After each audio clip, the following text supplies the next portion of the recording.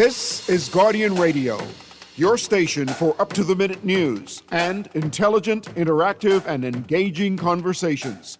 96.9 FM.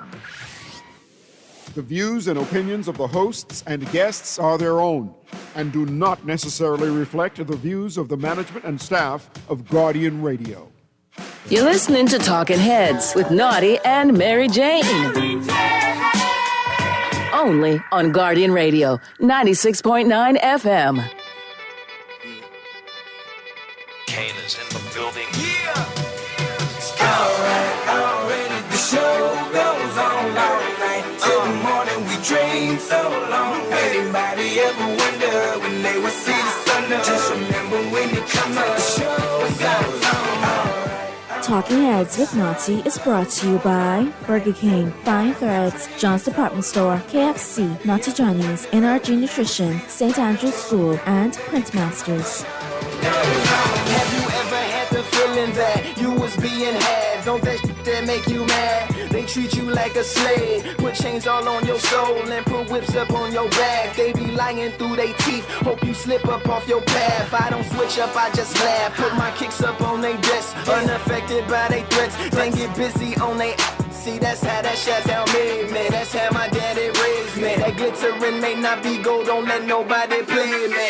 If you are my homeboy, you never have to pay me. Go and put your hands up. When times is hard, you stand up. LUP the man, cause a brand that the fans trust. So even if they ban us, they'll never slow my plans up.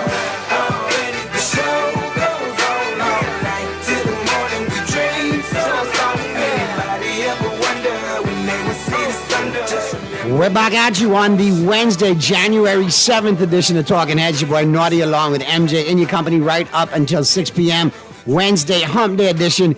And, of course, we do have a special guest today, and we will be joining him in short order. Our special guest today, Mr. Peter Maury, president of the Association of Bahamas Marinas and a member of the Bahamas Yacht Broker and Agents Association. So, yeah, we talking marinas today. I told you we want that conversation, and we will have it. But before we get into that, you know, we got to take care of what we got to take care of. We're at Wednesday already, MJ. Yeah, time is flying by so quickly. Gone. You know what I really appreciate, though? What's that? You peeping me to Yellowstone now that football season is over. It's such a great show. that had me I don't from know about the episode final 1. season because they say it was, and I haven't seen that one yet, but the final season, but it's a pretty interesting show. I liked it out the gate. I mean, just enough to make you So want to much watch the rest of the drama. episodes. Yeah. But I see, you know, and it was interesting that and I didn't know it until you told me, but Tulsa King, I mean, is You mean by the same creator? Correct. Yeah, Rich so Stallone Tulsa is King. So people who like the shows, Tulsa King. I think Landman is another one. Landman is another one all with by Billy Bob Taylor Thornton. Sheridan. Absolutely hilarious. Yeah. I'm not supposed to probably be laughing at some of the things Billy is saying, but he's hilarious. It's just a different look at the U.S., you know, different demographics live differently. So it's Boy, it's I a funny, sure I it's do. very entertaining for sure. But it is entertaining. It is good. It's a good replacement for Monday and Thursday night football, I must say. Yeah. You okay? No more Monday Night Football. Are you okay? I'm okay. You know why? Because we fired Eberflus. Now I get to follow the defensive coordinator coaching carousel. See who we're going to interview. See who we're going to finally hire. So hopefully that'll all pan out. Gives me Maybe you'll something to look get at in lucky. offseason. Because Seattle got lucky with a former Baltimore coordinator, correct? McDonald as the head coach. Look how well they are doing. But what's so ironic is the defensive coordinator he hired worked in Dallas the year before. Oh. And Seattle has an awesome defense this year. Yeah, so it may be Dallas. Is that what you're finally... It's Jerry. Well, Dallas. Jerry is Dallas, so maybe it's Dallas. Until Jesus comes and taps Jerry on the shoulder and say, come, son, time Retire. to go home. The role retire. Not even retire. Time to go home. Yeah. Yeah, there's no retiring, Jerry. All right, well, we'll see. And he made some comparisons to himself and Trump today at the press conference. I think they're friends. Yeah, I think so. You think? Yeah. Jerry is quite the character, and I think he has a wide network of influence. Well, you know, at the end of the show today, I'm going to see if I get some inside information from our special guest, because, you know, Jerry has one hell of a yacht. Yeah, you What talked he likes about to this. frequent the Bahamas with, and I'm thinking maybe circle it with some jet skis and some conch shells and burst it to Conch pieces and tell him shells? do better. Oh my gosh. I mean, yeah. Let's not. Maybe not and say conch we- shells, let's but not some and water say we balloons did. or something. Okay, I got you. Well, maybe some conch slop. We got to do better. I can't take this. I mean, running neck and neck with Dolphins like we company. I know, right? Please. You are company this year. We may be losers, but we are the upper echelon of losers. We're not down there with your Hang your Dolphins. hat on that. Yeah, we're big time losers. You all are just pawn scum losers. But anyway, we got a lot to talk about today. We want you to chime in, and if you want to chime in, here's how. Here's how you can become a talking head. Brought to you by BTC. Text lines powered by BTC 422-GR96. That's 422-4796. Phone lines open in New Providence 323-6232, 325-4316, 325-4259. Toll free in any one of the Family Islands 242-300-5720, 242-300-5720. Stream us live. Take us wherever you want to go. GuardianTalkRadio.com. That's GuardianTalkRadio.com. Cable channel 969, BTC Flow channel 612. That's how you get it in. That's how you get it off for fresh news, smart talk all day on Guardian Radio 96.9 FM. All right, big part of the conversation will be the headlines. It's time for Headliners. Everything that's making headlines in the 242. Brought to you by the Fine Threads. And here's what's blazing up the pages of the Nassau Guardian News and Views that matter since 1844. All brought to you, of course, by Fine Threads. Boundaries report expected today. And we got it. What up? Look, who did the boundaries? Freddy Krueger? What kind of scorching and scratching was that? Well, a cut was coming. Man, that was all kind of gerrymandering there, boy. But that was some Freddy Krueger-like slices. I have to take a look at the numbers because I don't have the individual polling numbers from the 2021 general election. And once I get my hands on those, I'll be able to, put together. What's that new constituency about? St. James, how did they carve that up? Well, St. James got quite a few polling divisions from Golden Isles. We know that. And some from Killarney. So that's what it is. And then it makes me wonder, because I'm looking at it now. And I'm looking at political strategy, and I'm saying, okay, this is now becoming like dominoes. Hold your seat. It's always strategy. Meaning, I'm looking at the prime minister going, okay, Brave going to hold his seat. Meaning, there's going to be some collateral damage. When I see a cut like that, it's interesting. Collateral damage right there. There are some sacrificial lambs walking amongst the PLP candidates, and they don't know it yet. But trust me, this cut, it's going to make it rough. So Golden Isles is now much smaller than it was before. So, and those polling divisions taken out were PLP. Yeah, they favored the for the polling divisions that were removed. If you look at the last specifically by-election, polling division 1, 2, 5, 10, and 14, that represents about 40% of the Golden Isles by-election electorate. And yes, those particular polling divisions particularly favored the Progressive Liberal Party, and now they're being moved to St. James. Now, if I'm the newly elected member of Parliament for Golden Isles, Mr. Pickstock, I'm not apoplectic, but I'm a little bit like, wow, my job just got a whole lot harder. It's not impossible. Could still win that seat again. We don't know how ultimately the electorate will vote, but his job just got a whole lot harder. And now he's got to work for it because it's election time, so you don't have the party mechanism behind you like in a by-election. So he's going to have to work. I'm sure he's looking over it, the numbers right now, and trying to figure out, Did he have a WMF moment? No, but I'm sure he was like, oh, the particular polling divisions, they delivered disproportionately strong for the PLP. And so losing those would raise some concerns. So like I said, I'm sure he and his team are looking over it now and trying to figure out, how to kind of make up for what they lost. If I'm Mr. Brown, who I understand is still going to contest again in the general election for the Free National Movement. Correct. He's probably sitting a little bit prettier today because the divisions that were more to his advantage, they remain. But like I say, that's not a given. You still have to work. You don't know how this is going to turn out. Is really, really close now. It's going to be quite interesting. More than 70 students to receive financial aid for college. That is great news. Department of Environmental Planning and Protection, DEP, LNG power plant for Cruzport by 2027. Okay. And former PLP Senator I's nomination. And my PLP friends, y'all got to call me. I hear all kind of infighting and posturing and positioning. You got an opinion poll. My God, listen here.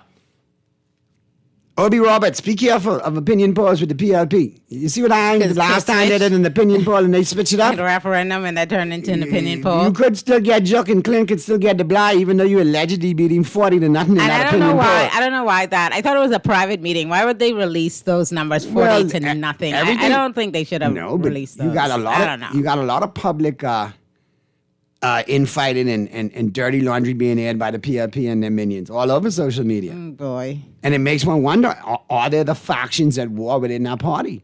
Are certain camps and certain MPs, at odds with each other? Are certain, stalwart council members with issues? But there's a lot of stuff floating out. I'm already seeing reporting online that attorney Owen Wells is being approached to represent the Progressive Liberal Party in that St. James. So obviously they're getting ready. Yeah. Getting ready quickly. And out of nowhere, Mr. Wells, that's a name we haven't heard of, so we got to keep an eye on. I think I've heard his name, but it was mostly, he's an attorney in connection to court matters. I'm familiar with the name. I'm just saying we haven't heard him forced to the forefront. Yeah. Yeah, let's see how much they promote and push him since it's a new constituency. Yeah, new constituency with some, favorable polling divisions already in there for you. But when you look at that St. James, it looks like it comprised what used to be the majority of the old Clifton. And that used to be Mr. Watson's stomping grounds back in the day. So that's going to be that's going to be an interesting race. Yeah, I think so. I want to see what it looks like on a map. I don't want it to look crazy like we went this way and twisted it that way. Like and I don't want it to look like Freddy Krueger sliced it, as you say. But that would be crazy. That's just some of the headlines. But we're going to take the quick break. Flip side of the break, like I told you, our special guest, Mr. Peter Maury, president of the Association of Bahamas Marinas and a member of the Bahamas Yacht Broker and Agents Association. We're going to be talking all things to deal with our yachting industry, our marina industry. What's going on? Can we save it? Is it too late? What can we do to save it? It's been in the news so much recently, and I don't know enough about it. So I'm really looking forward to learning about that industry and exactly, what's happening. Muhammad meet Mountain, Mountain meet Muhammad. We're going to chop it up on the flip side of the break. That right there is a thesaurus of everything marina and yachts in this country, internationally and locally. And we're going to have a great conversation with Mr. Moore, and we're going to get to the bottom of what's really going on in our marina and yachting industry. It's definitely two industries that we need to save. Keep it right where you got it. The Wednesday, January 7th edition of Talking Heads continues right after this. Haiti, then I detour. Oakland out to Oakland. Gaza Strip to Detroit. Say hip hop on the destroy. Tell them look at me, boy. I hope your son don't have a and never be a D-boy. Already the show goes on all night. Till the morning we dream so long. Anybody ever wonder when they will see the sun up? Just remember when you come up. The show goes on all night. Already the show goes on all night. Refined style with elegant taste, then fine threads is your place. If you want those slacks hemmed or just taking the waist, then fine threads is your place. If you wanna look suave and debonair everywhere you go, like you're supposed to be in a video, wanna step out and look great, then fine threads is your place. Refined style with elegant taste, then fine threads is your place, is your place. John Shoes and Accessories is your one-stop shop for all your footwear needs. You will find what you're looking for among the growing collection of classic and trendy styles with new arrivals every week. John's covers the whole family and has great prices, helpful and friendly customer service. Your experience shopping with us will be time well spent. Shop with us online at www.johnshoes.com. John's also now carries small home appliances. So come on into John's, located on Rosetta Street in Palmdale and Carmichael Road West. John's, we put fashion at your feet. For fast, reliable, and impactful printing services, look no further. Let Printmasters bring your masterpiece to life. We stand by our quality products that is second to none. Our affordable pricing and friendly, efficient staff makes Printmasters the ultimate choice for all your printing needs. We can deliver any type of printing services, from banners to booklets to business cards. You name it, we can print it.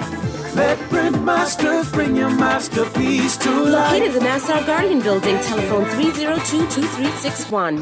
Crunch boring lunches and enjoy real food at a real good price with KFC's value deals. For $5.95, you can get a famous bowl and drink or a one-piece chicken box. For max value, grab a value box. That's a piece of our iconic chicken, nuggets, cheesy mashed potato, a buttery biscuit, fries, a dessert biscuit, and soda, all for just $9.95. KFC value deals have got the crunch that you're looking for. KFC knows value, and it's finger licking good. You're listening to Talking Heads with Naughty and Mary Jane. Only on Guardian Radio, 96.9 FM. It's time for the buzz. What are you buzzing on? Brought to you by John's Shoes.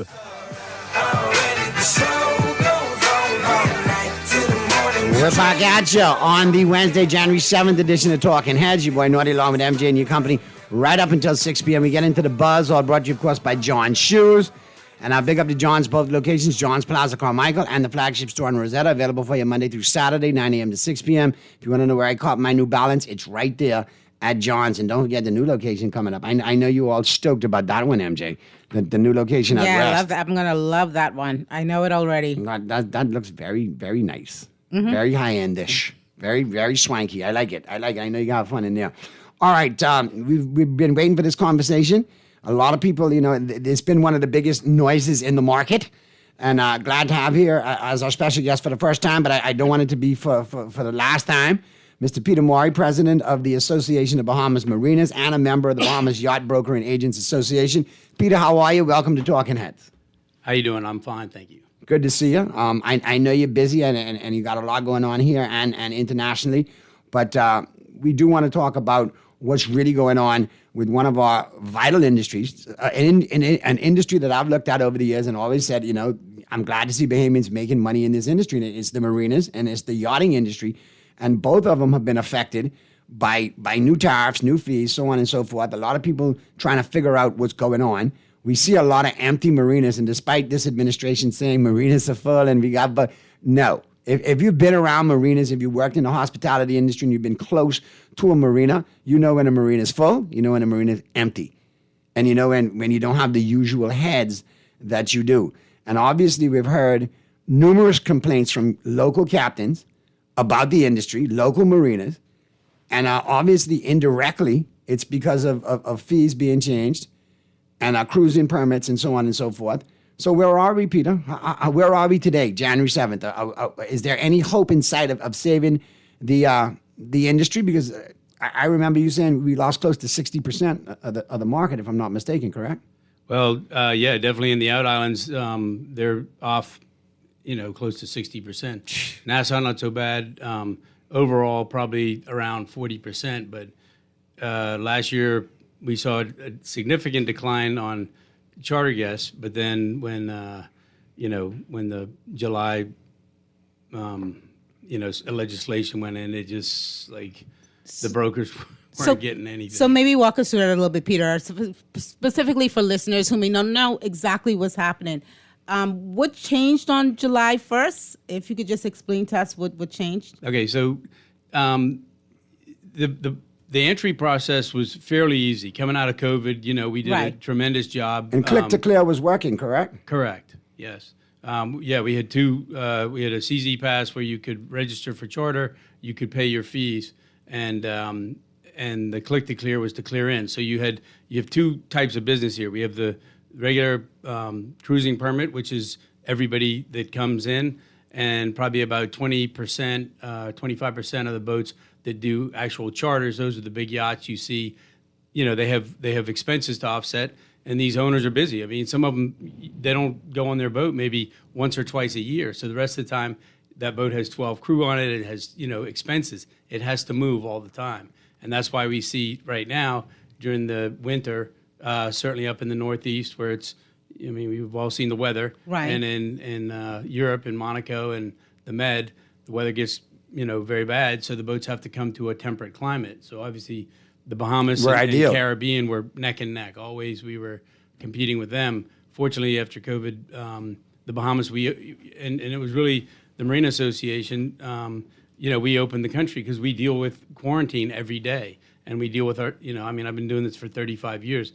I have other peers that have been in this 25 and, 3 decades. I mean, we have a lot of knowledge on how to clear the boats in and everything else. Plus, being so many different islands, it was easy to get the boats in, checked in, cleared in, clear of quarantine, the test, and then get them out moving. Of course, that helped pick up the tourism in the out islands and everything else. And that's when we saw a huge peak in the Bahamas, the Caribbean. I remember at the November show for the Fort Lauderdale Boat Show, we went there, and every country was walking up to the Bahamas. Really? Like, what did you guys well? do? Like, yeah. Wow. Like, we had even countries on the west coast of South America were like, they were like, they saw what we did, and as a country, not just, right. the marinas, but as a country, we were able to, and I know we had a lot of problems in COVID, but this was one area that we excelled. Of course, bounce back quickly. Yeah, our cruise ships and our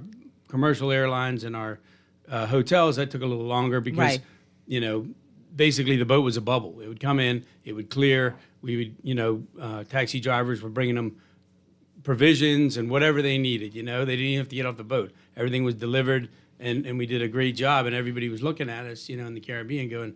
I mean, BVI was shut down, USVI was shut down.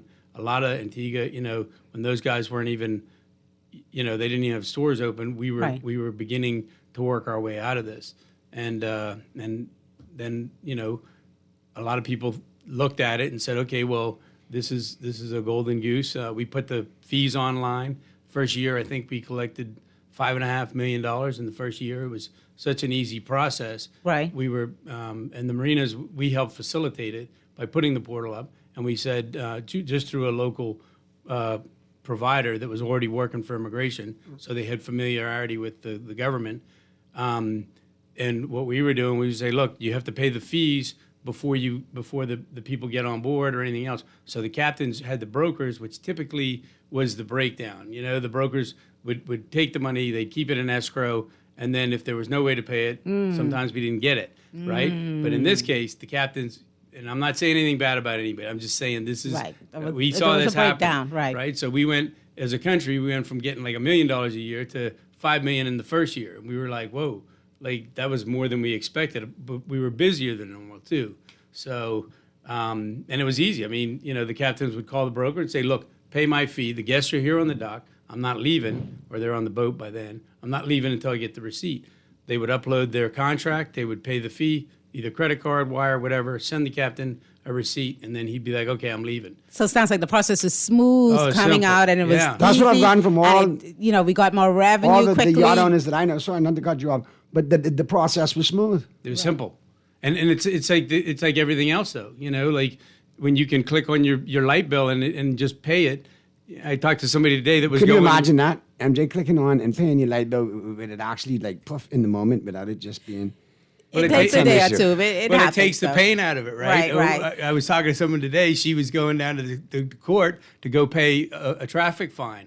And she goes, I don't even want to fight it. No. I just want to pay it. And get it over with. But yeah, she had to take half the day off. If they would have just put it online, most of us would go, man, I'm not even going to bother this. I'm just going to pay the $200 and be done with it. Yeah. Because and then this is how it runs into taking longer. You got to find a day to go down there, because everybody's got lives. Yeah, it's not as efficient when you have to go through a long process and you just want to pay. So July 1st came along. We know that some new rules and fees came into play. Tell us about that. Well, we had like a 90-day with two a 90-day cruising permit. So which like that's West End and Bimini and places like that in the summer.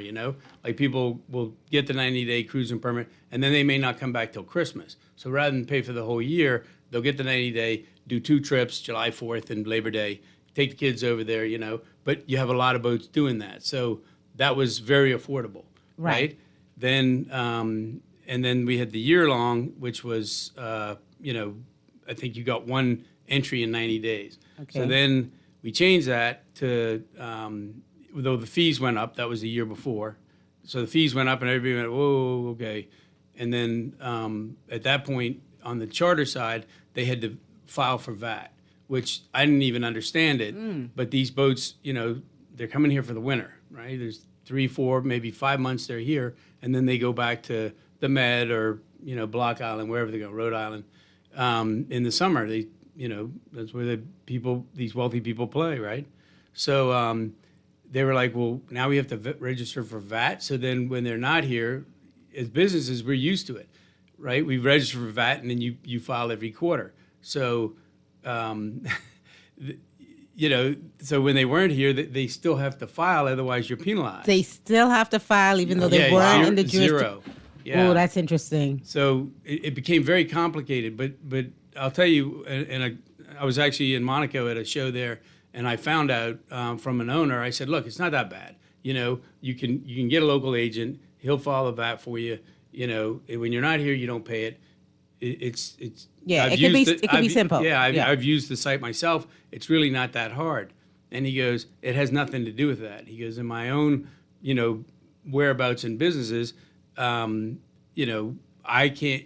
In our VAT laws, somebody has to be the owner. In my company, I'm the owner. So if anything happens, I'm responsible." Oh, okay. So on these boats, you got these guys that are, they're exposed all over the world, right? And they got to put their name on this. And the point was, if something happens and that information gets out in your country because I'm on this site, it could be, the ramifications can be way beyond. Privacy, there were some privacy concerns around that. Like, for whatever, their taxes or whatever reason. I don't know, ex-wives, who knows. But I'm just saying, right. These guys didn't want to admit. So that became a reason, it wasn't just the process of signing up. It became another reason why people, got a little worried about it.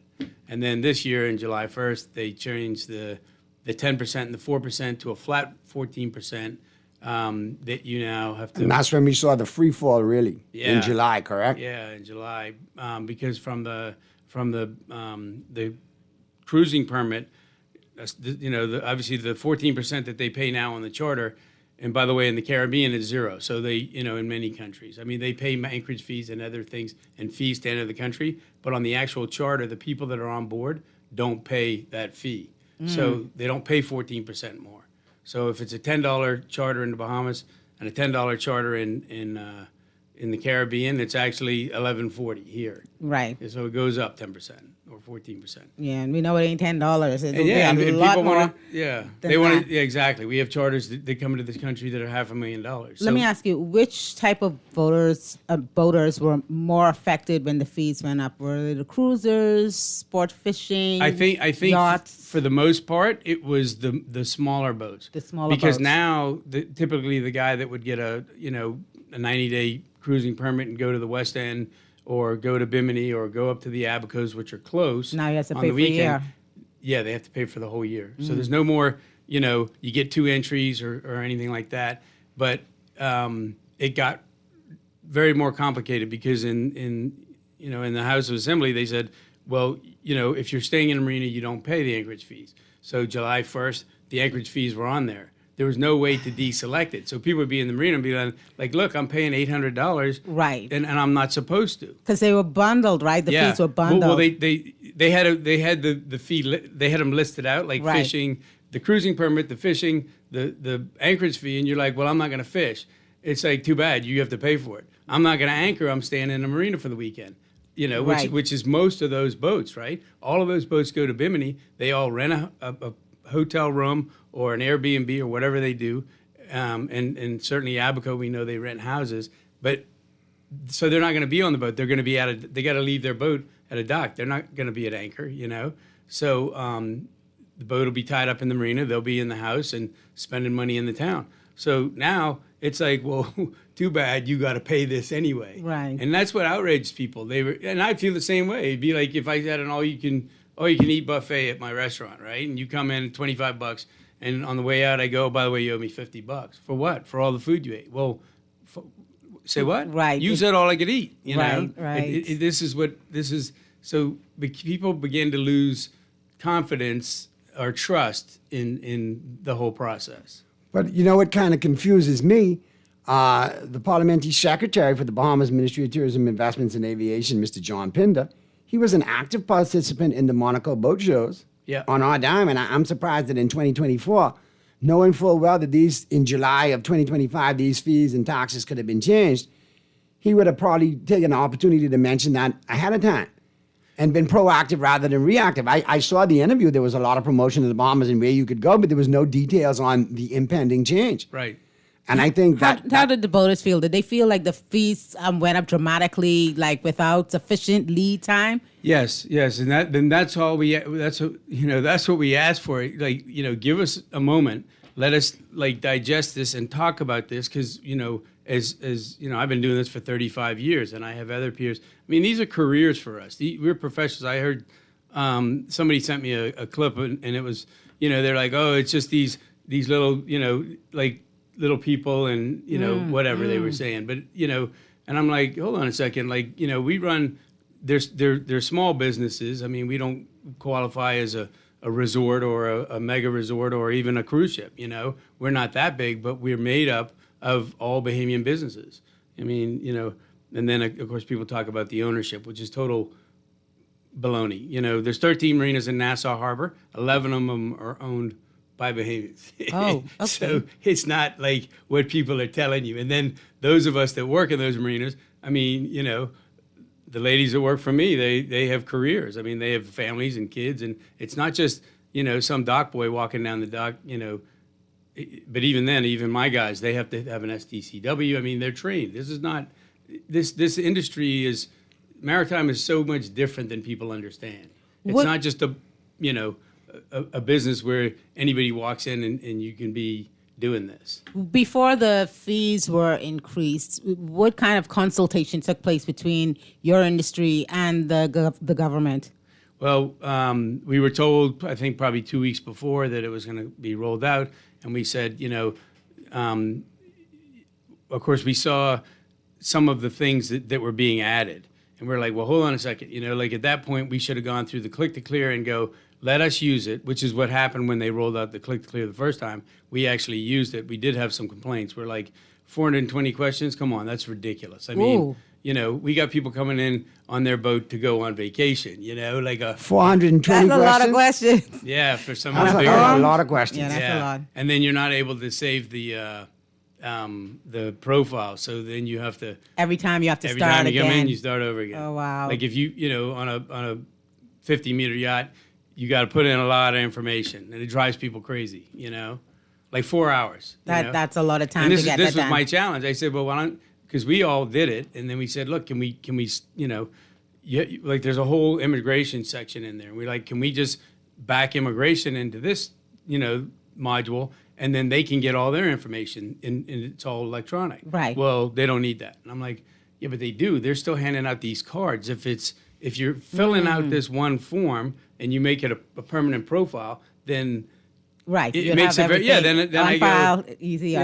I go in there and I go, okay, well, I might have you two on my boat this time when I come in. Next time I may have two other people. So I just change the people that are on board, or I change, I don't know. I brought a jet ski one time and I didn't the other time, or the length of stay. But it just minor changes, not the whole. Yeah, it's simple. Like I mean, I brought up the BPL thing. I mean, I have a BPL account. When I pay my house, I just click on it. It comes up. Yeah, it tells you have me, a saved profile. and I put my exactly. And it's simple. So go ahead. It's not as easy as that, and that's what that's our biggest complaint. A lot of people think it's the fees. It's like, no, I don't think you guys are understanding the process. You need to do this, and then when you do it, which I'll be happy to give any cabinet member the information for a 50-meter boat and watch them clear it in. I guarantee you. It's an onerous process. Yeah, It's most of long. them probably wouldn't even complete it. So- it took us. I mean, I'm not saying that they're not. No, but it we're takes in a lot. the business, it takes and, a lot of and time. some of us had to give up. Right. But after the fees went into effect, and some of the things we've been seeing in the news recently is a drop in occupancy. I'm hearing figures between 30 to 50%. Is that consistent with what you're actually seeing? Yes. So we went to the American Charter Yacht Association, the International Yacht Brokers Association. Like these are all organizations around the world. And you guys pay for that as an association here and go out of your own pocket to these events, correct? Oh yeah. And like Ministry of Tourism, when they have an event like FLIBS, as Bahamian businesses, we have to pay to be in that. Okay. Like we're not, so in like some cases we, and it's expensive. It's cheaper for us to get our own, as an organization, it's cheaper for us just to get our own booth and represent ourselves because it's very expensive. Do you think? Go ahead. Do you think there's a remedy, a quick solution to this? Yeah, because Mr. Cooper, Chester Cooper, Deputy Prime Minister, Ministry of Tourism, recently said we have to revise it. Well, obviously, a revision is in order, but how fast are you going to revise it, and what are the revisions you're going to make to jumpstart the industry again? Well, you talked about Monaco. We were there in 2024, and after, which was it's always September. It's basically the end of their summer. So they have Monaco because a lot of the boats are going to the Caribbean, the Bahamas, and, they're all leaving. So, John was there with us, and at FLIBS, Fort Lauderdale International Boat Show, which is the largest in this side of the ocean. I think it's maybe one of the largest in the world. That's in always the last week in October. So by November, we had a meeting, myself and Obiama Knowles, who's the vice president. He's with Atlantis Marina. We had a meeting to discuss, the process and everything, to try and make it easier. And that's when we said, with customs, immigration, the port department. I mean, this is the other thing a lot of people don't understand. We deal with 5 government agencies every day. We have customs, fisheries, tourism, immigration. It goes on and on. Health, if they have other, the health department, agriculture and fisheries, in case they have a dog on board. There's all kinds of things. Okay. There's a lot of paperwork, and there's a lot of things that have to get done. So people don't recognize that, and we have to speak across all these platforms. So that was one of the reasons all these other people were in the room. And we said, look, we're losing our market share. At the show we had complaints at that point about the process. So did this administration have rumblings from the Monaco show and the 2024 that some of these impending fees would be an issue? Yeah. Well, we didn't know anything about what fees? happened this year in July 25. Right. We were, we had rumblings about what had happened in July that year. You're right. And we got it at FLIBS, and we saw a decrease in listen, I'm Bahamian. I was born downtown. I want to see this country I don't want to see us second to any Antigua or so. Not just because I'm in the industry, but it's just a matter of pride. Right. I want our flag to be when we go to that Monaco show, which Antigua's right next to us usually. I don't want them to be better than us. It's embarrassing, right? As a Bahamian, you want to be. Look, we're the best in the business. Y'all want to know something? Come to us, and so. Anyway, we had some issues, and we all sat down and talked about it. I think that was November of 24. And then, we said we're going to do this and we're going to do that. And then, of course, we never heard anything back. So, and then July 1st rolls around, and here come everybody the knew changes. why. Yeah, because they were like, well, we know it's coming. We can spring it on them, in May. And that's what we got. What would be the quickest solution, in your opinion, to rectify the situation, to make boaters and yacht owners who are in the industry and familiar with the Bahamas stop and say, hold on, wait a minute now. You know what I heard? I heard they're doing X, Y, and Z in the Bahamas. It might be a little different now. Maybe we should revisit it. Maybe we should check it back out. Well, the logistics of moving a boat and the program and everything else with charters and everything else, it usually happens a year before. So if we started making changes now, we got a good shot at our Thanksgiving, which is typically Thanksgiving begins the boating season in the Bahamas. Okay. And we'll go to August or September, depending on hurricane season. So a lot of the bigger boats, and you could look at them on Marine Traffic. A lot of them are in, and I'm sure everybody saw the BVIs and the St. Bart's, right. Instagrams and everything else that were going around. Of course, everybody sends them to me, and we're looking at, one island with 350 boats in front of it, and it's that's more boats than we have in the whole country right now, And it's it's kind of difficult to accept that. So I think if we started, we looked at the process or the procedure of checking in on the click to clear. You go in there and you put your cruising permit in and you deselect the anchorage fee. That just makes people mad. Why would we do that? And you are.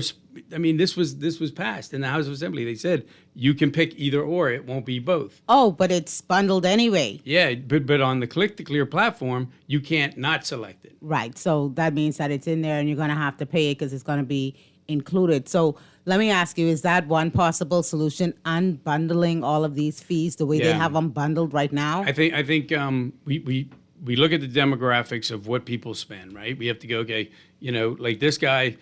And the other thing is, just so everybody understands, we have a 1-year cruising permit now with a 30-day. So you literally have to come back within 30 days to get a second entry for free. And there's no more 90 days. It just, people don't just, up every couple of weeks and come over. It doesn't work like that in this industry. And then when the boats come in country, they're here, like I said, some of them, 3, 4, maybe 5 months. So I think what we should look at is what worked, which was the 90-day permit, that worked with a second entry. And then look at the annual. And I definitely think the FDCC is a good one. But the problem with that is it's a digital cruising permit. But you get a piece of paper, and then you have to go in and check in every time, like with your piece of paper. How does that work? It's digital, but you got paper. Yeah. I'm hey, not trust me, I hear it all the time. I'm not following with that. Digital paper. Yeah, wait, exactly. that's weird. But every captain walks in our office, we hear it, and I'm like, oh my God, if I hear this one more time, like, they're like, this isn't digital. And I'm like, yeah, I get that. That's what they call it. I don't know what else to say. Tell us about a little bit more about what people have been saying, because we've seen some videos online where persons are like, yeah, we boycotting them for a while because we don't like X, Y, Z. Yeah. So tell us about what you've been hearing from, stakeholders in the industry. The biggest ones are the charter yachts because, they spend the most. They'll stay here 3-4 months.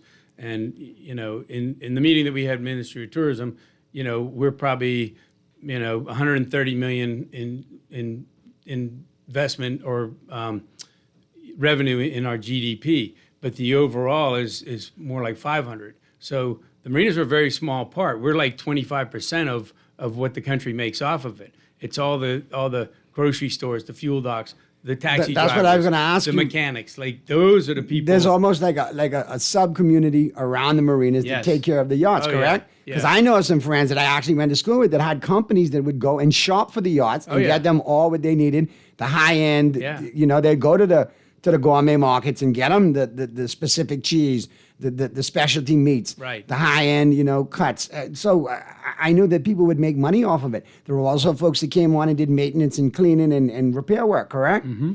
Yeah, and in fact, in COVID, we had quite a few companies start up. I remember a lady calling me from Long Island. She's a taxi driver. Of course, she had no people in the taxi. She goes, "Man, keep doing what you're doing. I'm running around buying groceries and delivering them to the dock where the boat is." Like that kept her going, Right. And this is how this industry exists around the world. Provision. There's so much to it, though. There's all the the everything behind the scenes, like a 40-meter boat. USSA published the study.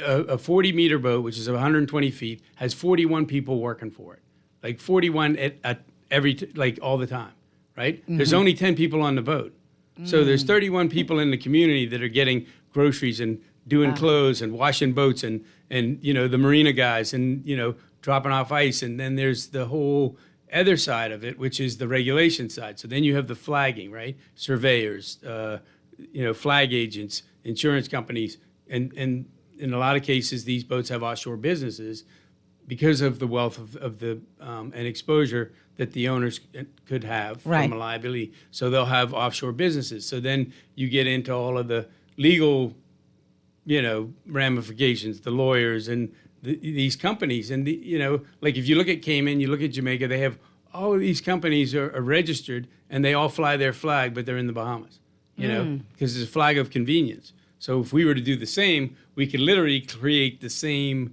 industry here. Like when I was in Monaco, and I've had this at Fort Lauderdale, there was a European boat builder there, and he goes, I need to find 2 Bahamians. This was when the boats were coming over.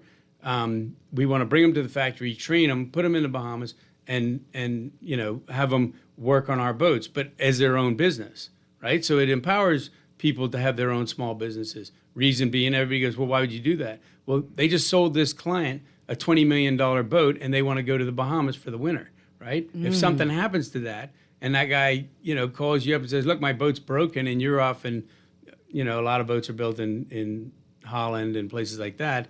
What are you going to do? You call your guy local here, he goes to the boat, and he takes care of that customer. These are multi-million-dollar clients that they have over the years, So but there's all these opportunities, and it's like, you know, people talk about what they take, and I'm like, yeah, I don't think you understand what they bring. I mean, this is wealth beyond any, not to talk bad about the cruise ships, but ain't nobody walking off the cruise ship like that and spending that kind of money in town. No. And they're not So walking. they're more comparable to like the heads and beds we always talk about. These people that come off that's more of the type of tourists that we're getting with this industry. Yeah, I mean, a 120-foot boat is using $1,000 of water and electricity a day. Ooh. You know, aside from the dockage. Of course, I buy my water and power from the government like everybody other marina. You know, I don't make it.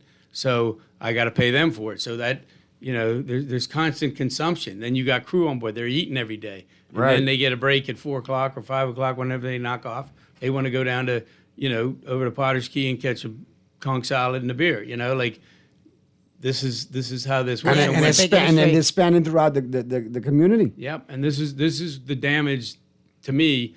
And like I said, I've been doing this for 35 years. I've been to I don't think there's an island in this country I haven't been to, but I've definitely been to every marina. So I know the people in this business. They come to our quarterly meetings. We're always talking, you know, in the marina What are they business. saying? I'm curious. What are the other Bahamian captains and the stakeholders? What are they saying to you? Well, they're not seeing the spend, and that's, you know, for them, they don't have like the big mega resort or the cruise ships to fall back on that Nassau does and Freeport to an extent. So they need all of these people come in. They need even the small boaters. You know, I mean, some of these center consoles now are $1 million. They got 4 engines. They're buying a lot of gas, but they want to rent a condo or whatever it is, an Airbnb, and they go in there and they're using services. They're eating. They're not going to eat on the boat. They're eating in the restaurants. And despite what everybody thinks, when people get off, they're coming to the Bahamas for vacation. Right. They're not on a commercial trip to go and, you know, take everything they can. You know, these people, if they want to taste conch, they go to the conch salad stand. They don't go dive conch and break it out and then cut it up and make it. They want someone to do that for them. They're on vacation. I mean, I do it. Right. So because that was one of the things we all do it. We were hearing, right, which is that okay. So put the fishing license in there too, because they won't say it, but they're actually out there pulling a lot of fish out of our. We hear a lot of that, which is. Absurd. I see a lot of YouTube and TikTok videos of foreign entities coming out of Florida, fishing the daylights out of our waters, bragging what they caught, and then posting up fishing charters, and they're all based out of Florida. Well, those. If there are, you know, and certainly, listen, we deal, like I said, we all the marinas, we're probably the biggest conservation agent that this country has, because obviously we want to protect our resource. We want other people to come and find fish. You know, we want other people to come and sit on our beaches. So in those cases, in a lot of cases, we're very helpful to law enforcement. You know, when things happen, pollution, fishing out of season. I know myself and other marine operators have had to deal with this. This isn't everybody, so everybody that comes over should not be labeled as this, you know. So when it does happen, we've notified, you know, law enforcement, hey, this guy's doing this, or, you know, they got a big, you know, pallet of something on board. Y'all better come check this out. You know, it happens, and we all, because we don't want the embarrassment in our own businesses and to damage the industry. Well, let's get to this call real quick. Okay. Talking Heads. Good afternoon, Naughty. Good afternoon, MJ. Good afternoon to your guest. Good afternoon. Yeah, your guest is hitting every nail on the head right now. I'm also in the maritime industry, working for a maritime company based out of Freeport. And I'm sure your guest knows Bradford Marine as well. And a lot of yachts go to Bradford Marine. We have a big decrease in attendance because of fuel prices. The fuel prices have also been increased for the size of the vessel and all of that type of stuff. And like he said, it's a trickle-down effect. When vessels come to the Bahamas, they have someone getting their provisions, have companies getting their bunkers and all of that for them, have people washing their clothes for them, have taxi drivers picking them up daily, taking them on tours and restaurants and nightlife or wherever they want to go. So it trickles down from the top going down to the small man. You have surveyors going on these vessels. You have technicians going on these vessels. You know what I mean? And I don't know why the government doesn't put someone in place who actually knows about the maritime industry to control that department. You understand? Because it's like they're lost, man. And like he said, they speak to us, but speak to us after they have already made their decision. And you have really no input in the decision that they're making. And I think that's wrong, man. And I'm really happy that he's coming to enlighten people about what's really going on in the maritime industry, because the maritime industry is one of the number one industries in the Bahamas. Yeah, no, you're absolutely right. Thank you so much. Thank you stuff, for that caller. input, caller. We know that Deputy Prime Minister Chester Cooper on December 23rd did say that the government is going to review the boating fees. Has the government since reached out to you, or? Yeah, they've reached out to us to get some ideas on what we think would help. Okay, good. And just to what he was saying though, like there's somebody there that whether it's in fueling or in boatyards and stuff, that's something that I don't do. I run a marina and that's it. But I need that guy right there, Right. the guy that was on the phone, because as soon as he says, look, somebody wants to get their boat hauled out or they're bunkering fuel, like that's the guy that I'll call right there, and he'll say, okay, this is how we set it up, and turn him over to the captain, because I still have a job, right? So I turn it over to him and the captain, and then they'll come up with dates and the logistics of it, and then he does his job. There's, like I said, there's so many businesses that around these boats, and any mechanic can tell you. I mean, just anybody that's owned a boat, most people, even Bahamians, that have a center console, ask them how many times they use that boat. They buy a boat and they use it like every weekend for the first 6 weekends of the year, or when they get it, and then after that maybe once a month, sometimes not even. But in the meantime, that boat has to be, it's floating, so somebody's got to check on it. Somebody's got to, check the engines. It's got to be surveyed. It like just sitting in the water or even sitting in the lift. The boat has to be surveyed for insurance reasons. I'm kind of concerned. Registered. I mean, just all kinds of things. I'm kind of interested because you told us earlier about, our season really will start around Thanksgiving, and that boaters make their plans like a year in advance. So I'm kind of concerned about how quickly the government says it's going to review it. They've reached out, but how quickly do they need to act to start turning things around for like a November or moving forward? Well, I think, so in that side of the business, I mean, we need to do it right away. Right away. Like there has to be, we have to sit down and, somebody has to listen and understand what we're facing here. Like these, it's not just the fees, right? Like it's the whole procedure, It's the knock-on effects. Yeah, because then what's included is your attendance is included. So once you pay your cruising permit, you pay this anchorage fee that you weren't going to pay, you pay a fishing license that you don't fish. You're just coming in to go to the casino and party and go to a couple of bars and then go back. And then you get hit with an attendance fee. Well, that's included in it. But I can tell you, there's been a lot of incidents, especially around the holidays, where boaters are being hit with these fees. So they come in, and they're very upset. And, guess who's at the front desk? It's all of us, the ladies that work in my business. And they tell, look, this is what they did. They hit me with this. What do I do? Like, but who's going to argue with a government official? And then sometimes we'll say, look, can you not charge them for that? Because they've paid. Well, I'm not getting paid, so I got to collect it from them. And I've heard this. I mean, wow. you would not believe if I could put 5 people that run marinas in this room, and the stories would blow your mind.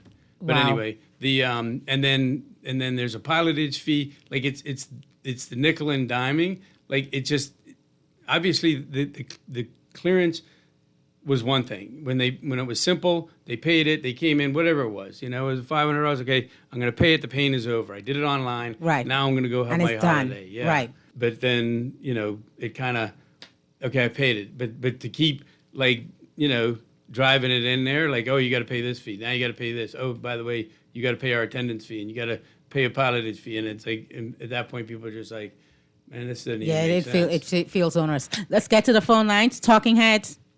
Hey, I'm Jay Naughty. What's happening? Good afternoon to you again. Good afternoon. To piggyback on the last caller from Grand Bahama caller reference the maritime ministry, that it did affect Grand Bahama in a major way, in particular in the industrial sector. And what it did, not only did it hit Bradford Marine, these cruise ships, container vessels, you got Maersk vessels, you got MSC vessels, you got Disney vessels, all of those vessels that used to come to Grand Bahama for bunkers they're now being charged a 6 cents per gallon tax for their bunkers for high sulfur and low sulfur diesel. So now that part of the industry has now suffered because they ain't coming for bunkers here no more. And just going there for bunker, you know, he might be putting fuel on it, but they're going to spend money there in the local community doing other things. All right, we got to get to the news, but can you go Thank over you a couple so much. of minutes? Thank you so much, Sorry? caller. You can go over for a couple of minutes until 5 Got o'clock. a couple more questions so we fully we get to the understand bottom what's of it. happening. Call us hold for us or hang up and call right back after the news, and we'll get you on. Text us, I'll get to your text. But obviously, this is a great conversation, a very enlightening conversation with Mr. Peter Maury, president of the Association of Bahamas Marinas and a member of the Bahamas Yacht Broker Agents Association. And we'll continue the conversation on the flip side of the break as the Wednesday, January 7th edition of Talking Heads continues right after this. If I don't switch up, I just laugh. Put my kicks up on they desk, unaffected by they threats. Then get busy on they. See, that's how that shit tell me, man. That's how my daddy raised me. That glittering made. Crunch boring lunches and enjoy real food at a real good price with KFC's value deals. For $5.95, you can get a famous bowl and drink or a one-piece chicken box. For max value, grab a value box. That's a piece of our iconic chicken, nuggets, cheesy mashed potato, a buttery biscuit, fries, a dessert biscuit, and soda, all for just $9.95. KFC value deals have got the crunch that you're looking for. KFC knows value, and it's finger-licking good.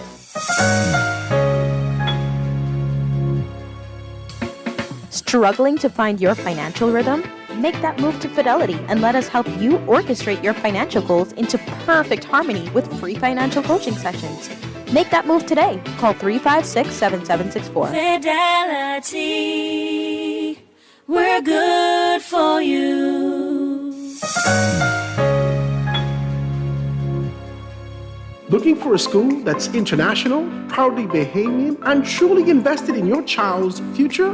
Bring the kids and join us at the St. Andrews International School Open House on Saturday, January 17th at 11 a.m. Meet our passionate teachers, tour our campus, and experience a vibrant, welcoming community where students are supported, challenged, and inspired to lead with confidence. Come see the St. Andrews difference for yourself. Visit standrewsbahamas.com or call 677-7800. St. Andrews International School, Ethics and Excellence. You're listening to Talking Heads with Naughty and Mary Jane. Only on Guardian Radio, 96.9 FM. Kane is in the building. Already the show goes on all night. Till the morning we dream so long. Anybody ever? Talking Heads with Nazi and MJ is brought to you by Burger King, Fine Threads, John's Department Store, KFC, Naughty Johnny's, NRG Nutrition, St. Andrew's School, and Prince Masters. Anybody ever wonder when they would see the sun? Just remember when you come up. Have you ever had the feeling that you was being had? Don't that shit that make you mad? We're back at you on the Wednesday, January 7th edition of Talking Heads. Your boy Naughty along with MJ and your company right up until 6 p.m. And our special guest, Mr. Peter Maury, president of the Association of Bahamas Marinas and a member of the Bahamas Yacht Broker and Agents Association. And we're continuing the conversation. Let's get to the phone lines real quick and get to the callers. Talking Heads. Hi, good day, Naughty and guest. How y'all doing? How are you? Doing fine, man. Excellent. Yeah, so I just had to call in because this really touches the point with me because we service the yacht industry as well. Okay. And I know a lot of persons, Bahamians who businesses was growing off of the yacht industry. They started out with, bucket and cloth, and now they have machines and equipment and stuff. Wow. And when this thing came along, I was like, I was wondering if I did something wrong in an industry because I wasn't getting any calls anymore. And it wasn't until like 6 months later, I went there and they was like, hey. Now, can you explain you said you were in the industry. How were you involved in the industry? We clean the boats. Okay. I know exactly what he's talking about because a lot of like the carpet cleaners and those guys, laundry, they were all coming to us going, look, did we do something wrong? You haven't called us. And I'm Oh. like, first of all we do is 6 refer. months, For 6 For months? 6 months, I was thinking I made a mistake or did something wrong. Mm. So then all we until do I is came refer there, it's numbers. Like, hey, he's got a this- business, we refer his number, and then the boats call him Right. typically, right? So then we had just what he's saying, guys coming in going, look, what did I do wrong? And I'd be like, we look at the marina. We have nobody here. There's nobody to call you. And how much was it an impact on you as far as your business? Man, listen, I was hiring new staff, Okay. and the new staff, what I was looking at hiring, 2 more guys, I couldn't hire them anymore. And then the staff that I already had, we had to kind of divert and try to find other means and whatever.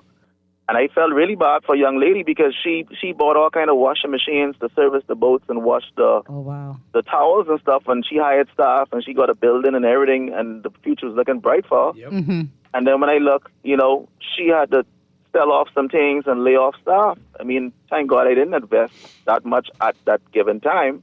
Right. But man, It has had an effect. I really believe that our leaders are very intelligent and smart, and this doesn't really need to be explained to that degree. They hear, they feel, and they see in it. Mm-hmm. I just hope that they, whatever the reason is, I hope they divert and say, look here, this affecting the younger generation who trying to elevate this place. I know people who pass Miami, Florida, who come here for services. And I tell you, Naughty, for real. He's right.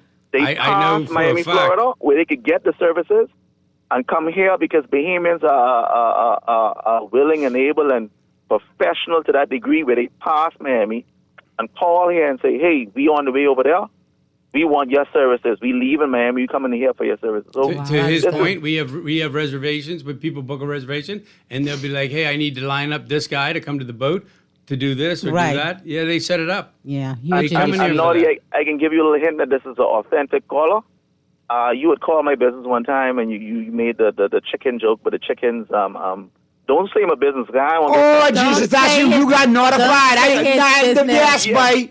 But don't call my business Don't call name, his 'cause I business won't name. get- I won't call no names, but yes, now that I'm talking to you, yes, you got caught one morning with a notified crank phone call. Thank you, sir. Yes, sir. So this is an authentic call. No, and I'm so telling now you, I we are really affected out here. I got to go try find that crank regular phone Bahamians call. are affected. No, but I could vouch for it, and I know exactly who this is, and you've been in the industry for a while.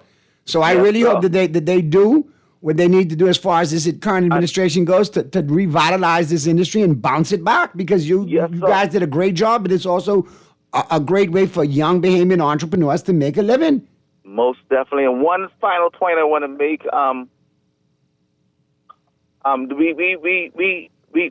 it can come back. Right. And I have the yacht owners calling. They just waiting to hear some good news for them to return, because they love the Bahamas, and we waiting to welcome them back. So I'm just praying that they make the change and work with the marina. We could beat up enough. And Bahamians, but I was ignorant to as well, thinking that there's only rich people and blah, blah, blah. Right. But not until I went there and, like, my normal service, I'd be recommending people for body work, and upholstery guys be recommending, and they's be working off of Claridge Road, be working. I know There you fellas go. from Fox Hill Way call, and they working. So this ain't just rich people and No, the rich people, people you know? pay us. Yeah, man. We're an industry of small Bahamian businesses. Everybody Real looks at talk. it the wrong way. They're looking at, oh, look at that rich guy in that big boat. Right. That rich guy ain't even on that boat. But what they do need is services, right? And what he's talking about, marinas are in the small business category, and him, entrepreneurs in small business category. We don't have the giant voice that the cruise ships do and the mega resorts. Right. So everybody listens to them, and then when it comes to us, But you got to always hear us, and we will beat I up our appreciate gums to represent, Thank you- because thank you so good much, stuff, caller. caller. And We don't be a appreciate stranger. it. All right, thanks for listening, and don't be a stranger. Good to hear from you, man. Let's get the other call in. Talking Heads. Yes, my name is Earl Miller. I was listening to you. I know Earl. Very interesting topic, something that I could really dive into. I was in tourism for a very long time, and that was part of my portfolio. And I have to agree with Peter on many points. Our governments don't get the advice from the folks who have their hand on the pulse of the industry. And many meetings that I was in, people from government said, oh, these individuals, just because they own a boat, have a lot of money. And that's not the case in all cases. Now, we have some millionaires, but the center of consuls that comes to our shores, that's going to get a room, that's going to go out and eat and do all the small things, is about money dropping in the economy, not just raising fees. Now, we understand government have to raise fees here and there, but without consultation with the stakeholders, is detriment to our economy. Because once we lose these boaters, then even if we correct the fees, they're not coming back right away. You lose them for years. And now you got to build that trust back up again before they start coming back. And so we have to be mindful of the spend in the economy, which is the most important thing, rather than just raising the fees. And then everybody associating these people because they own a boat as millionaires. We cannot nickel and dime them to death. And then what are they getting? Because we say, okay, we're going to raise the fees, we're going to improve our navigational systems and show that and justify why we're raising these fees. None of that is being done. We're just raising fees. So now the government said they're going to consider, look into it and consider now the fees come down. We look like we don't know what we're doing, raising fees, dropping it, raising fees, dropping it. So before we raise the fees, let's go through all the steps we need to and get it right before we raise the fees. And then advise the industry why we're raising the fees and show where the fees are going and what we're doing with the fees, especially with our navigational systems. Wow, Mr. Miller, you're making some really good points. You're helping us to see it because, like a lot of persons like myself, I don't know exactly what was happening in this industry. I heard some noise in the market, but between Mr. Moore and yourself, you're making a picture really, really clear for me today. So thank you. So Earl was very instrumental in developing this industry. I mean, I know Earl, we haven't seen each other in a while, but, he was like decades in this business. And he was very instrumental in bringing, us to where we are even today. Wow. Because he was, at the boat shows so and bringing with 1,000,001 consultants on Bahamian payroll, experts. We could not hire Mr. Miller as a consultant to walk us through this and get this right. Yeah. My God. Thank you so much, Mr. Miller, for all of your service, to building this industry. We need you to chime for us. in whenever this topic comes up and other topics come up. We need your expertise, so don't be a stranger. Chime in. Appreciate the call. Thank you so much. Anytime, man. Anything to do for my country, I'm willing to jump in. There you go. Thank you. There you go. Talking Heads, hi. Hi, guys. It's Nico. How Hi, are Nico. We're good. Hey, Nico, How are what's you? happening? Peter Morey, Yes, sir. classmate. Congratulations on what you're doing. You're fighting a good fight. Thank you. I wanted to call in a couple of days ago, and it's great that Peter's on the radio and his resoluteness in fighting what is unjust. You guys were talking about the beaches and whatever that department is, and Inigo, you struck a nerve with me, not in a bad way, in terms of the $57 million, and I'll segue into Peter. It's one of the smallest departments that aren't really doing anything by perception. Now, I was driving down Saunders Beach. If you look at it, the amount of garbage and the seaweed and everything else. Years ago, we had the guys cleaning the beaches. Everything looks like garbage. These parks are looking like garbage. And we were having a talk with a group of us that are patriots, like Peter is and yourselves.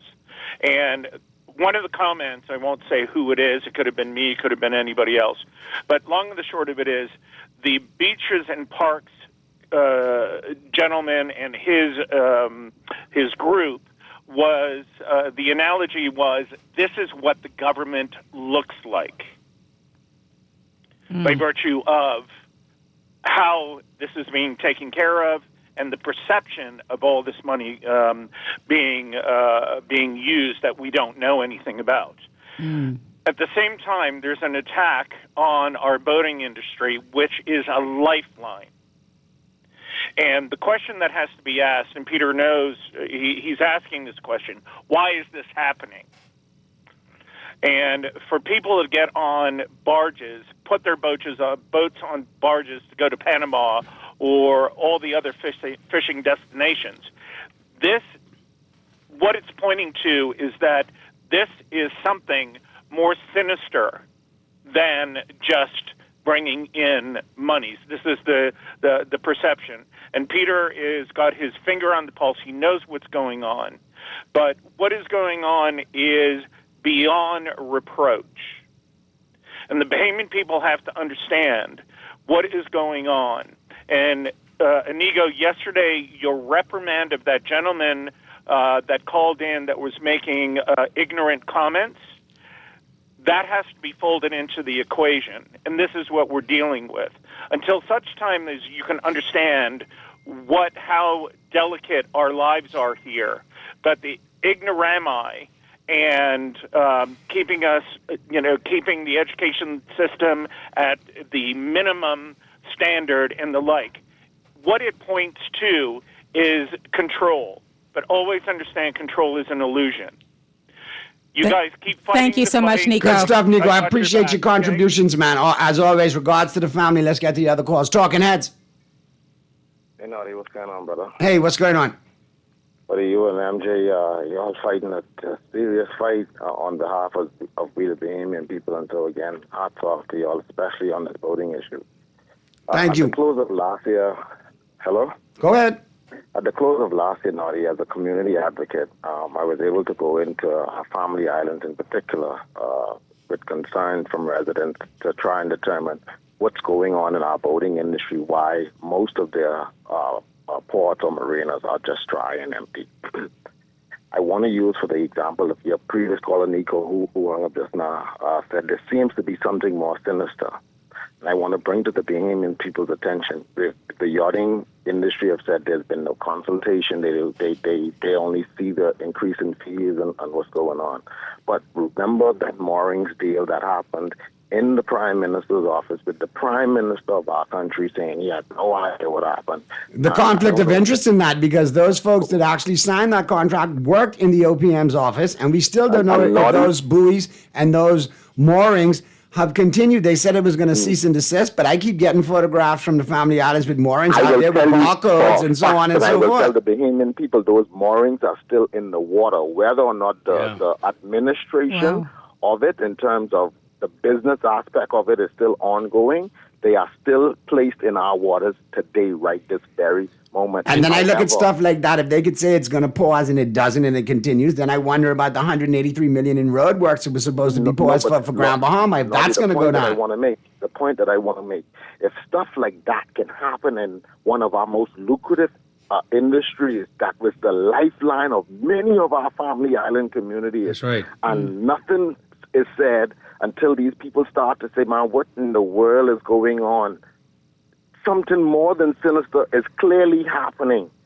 We've had the yachters complain about, okay, you increase the fees, and then you make the process of paying all these fees so cumbersome, and along the way of that, you come up with your own seemingly owned a line enterprises that you want them to pay these fees to, and they got to go to this one, that one, and the next one to pay these fees, and it's so confusing. The ease of access of doing business is crazy. Yeah. Well, it takes the Bahamian entrepreneur out. Is this what he's saying? It takes the Bahamian. Now, yachters alluded to using seaplanes to access their vessels in our sister countries, Turks and Caicos and others.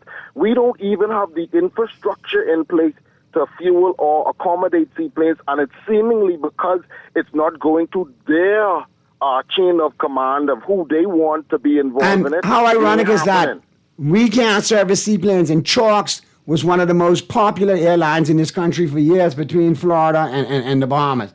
So we should be able to deal with seaplanes on multiple levels. We're still willing to help us because of our proximity to their homes or wherever they work from, and the cost that was not even as far as seaplanes, and the government stalled on that, I guess, maybe because the advisors in OPM and so forth couldn't figure out how to get it to their benefit, maybe, or whomever their people benefit is.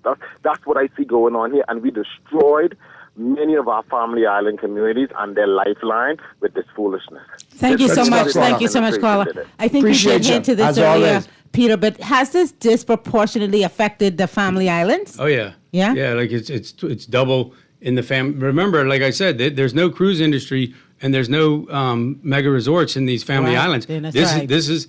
These people that come in, in some cases, there's not even an airport on our family islands. So they'll come in, stay in a marina, rent, an Airbnb. Well, we talked to Roscoe Thompson on Monday, and he said Abaco was definitely feeling it. Yeah, I mean, those people that have these houses and stuff like that, and resorts or bungalows, and I mean, they're taxpayers too, and it's all of us. It's a small business. I just want to say something about what he's saying. I mean, it's not political because I've seen it happen, in government, but not necessarily at the candidate level and all of that kind of stuff. Right. There's things that have happened, certainly with this moorings deal, which I was very vocal about, which I thought was a bad deal, where, we're going to take our Bahamian Defense Force and collect fees, collect trash, install and moorings and all of that. Everybody's talking about the fishing in this industry. Why are we going to be doing that if fishing is our focus? The RBDF should be doing that. Bahamians, which is what we brought to the government initially, should be in this business. The reason I say that is because I've seen how it works in other countries. And this should be, I mean, I have a guy right now that's, a Bahamian that wants to go into business, picking up trash. Right. And believe it or not, everybody says, oh, the boats dump all this trash and wastewater under their own flags. They're required to account for the bags of trash that come off the boat, the waste that comes off the boat, even the security. And I can tell you there's several dock masters that sign the same forms that I do, saying that we've provided trash pickup and stuff because within their own country, it's a violation. So I'm not going to do that. But there are Bahamians in all our family islands that would do that, and they get paid for it. I see it in Monaco. It's very lucrative. In the Med, it's very lucrative. In America, too. So, these are the opportunities that Bahamians can go and do. This mooring thing was bizarre. It's not that business. Well, I bet it is lucrative. Well, you spend a lot of time at sea, I'm too old to do it, but, certainly the young guys would go out and do it. This texter says, greetings, Naughty MJ. Please tell your guests that it is what it is. I'm on the waters every so often. Americans bringing guns, doing tours, fishing, diving, and doing everything you can imagine in our waters. I want to speak to that. I don't agree much with this government does, but Trump and everywhere else around the world increased prices. So if the government hiked up the boating fees for foreigners, so be it. What do you say to that? I think that's just bizarre. I mean, it's not even founded in fact, because first of all, in the U.S., fuel's at $2.50, we're at $5.50. So I don't know about all the other fees. Visas went up, so did our fees. But as far as the guns and the fishing and all that, it's total garbage. I hear these guys, these political mouthpieces saying that kind of stuff, and they're saying it to try to, scare Bahamians into the boogeyman. It doesn't exist. Okay, if it did, you would see yacht after yacht arrested at the RBDF, and you can't tell me that I see them every day, our RBDF, do their jobs, doing their jobs and out there on the waters. So, in fact, yesterday, didn't they bring in like a couple tons of coke? Yeah, the U.S. Coast Guard. $19 million. So they could go find all of that, but they can't find a guy breaking the laws. I always wondered, though. It's so bizarre. 19 is such an odd number. Like 19 stop years. It. That's a wouldn't you have like a more round number? You know what I'm saying? Here's another texter. Thank you for this, because as a Nasuvian, I didn't understand the full scale of the foolery that occurred. So the issue isn't the increase, but that the implementation was dumb because everyone was blindsided. Unnecessary fees were bundled. The portal sucks. There was no consultation. Now the damage is done and tourists are exploring other markets. Oh, yeah. So our competitors are having a field day. Are they taking advantage of this moment? Yeah. And there's more countries getting into it. And this is what I've said. Even on the Pacific coast where they go through the Panama, a lot of boats will get shipped over to the Panama Canal. The fishing's just as good. The waters may not be as beautiful, but they've decided to go somewhere else. But in our own proximity, DR and Puerto Rico are now building marinas. I can tell you for a fact, I know the owner of Blue Haven Marina in Turks and Caicos. We joke around a lot, him and I, but we're very serious about our business. He has increased his occupancy, right? And that's right next to, actually, it's before Anagua, Turks and Caicos. Anagua's a little further south on the other side. But they've increased their business to 82%. And he, at the boat show just recently, he said we're doubling, they're in the process of doubling the size of the marina. There's nobody in this business right now in the Bahamas that is even thinking about that. In fact, I know that marinas that were supposed to come on stream, and one of them, was up north there, the caller talking from Bradford and stuff. They're reconsidering their financing because of these, So these developments that are supposed to come online, are not going to come online with this kind of So bad press. What's the quick fix and what's the solution long term? Yeah, I wanted to ask Peter, because I'm sure they're listening. What would you say to the persons that are going to review where we are right now? What advice would you give them? What can we do to turn this thing around? I would go right back to where we were with the the 3 month and the 1 year with the multi-entry. I would keep the FDCC and actually make it digital, where, like I told you before, today we had a boat come in, because now people have bought it, so now we have people using it. But it's kind of silly because they have a piece of paper. It's not digital, so they should be able to do their entry. I'm arriving, change anything on the boat that needs to be changed on the boat, and whether it's they brought an extra tender or they have 2 more people on the boat, whatever it is, it should be a live document. And this is what we asked for, That makes sense. Yeah, and you just change it, and you come in and you do your entry. You may have bought a 2 year and you may not come for another 6 months, but you still have the profile. And then this information is shared across the different departments. Agencies. Yeah, that makes sense. When we did the CZ pass, everybody would sign up, pay for it, but we had every department was copied on it. Ministry of Finance, Ministry of Tourism, Immigration, Customs, everybody saw, even the port department. So they got to see what boat was coming in, what they were paying, and what was going on. And it helped all of us plan our business, right? And this is what was taken away from us.